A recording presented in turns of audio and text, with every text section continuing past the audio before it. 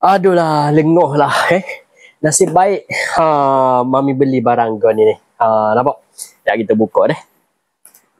Jadi kalau lenguh lenguh tubuh, lenguh belakang ni, lenguh betis, lenguh tangan, kena ada bahagian ni lah.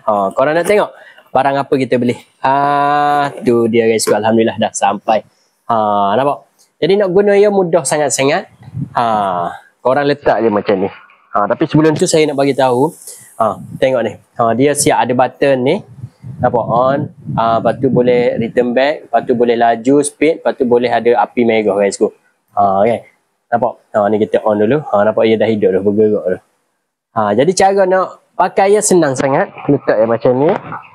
Kan? Lepas tu masuk je tangan dekat sini. Nampak?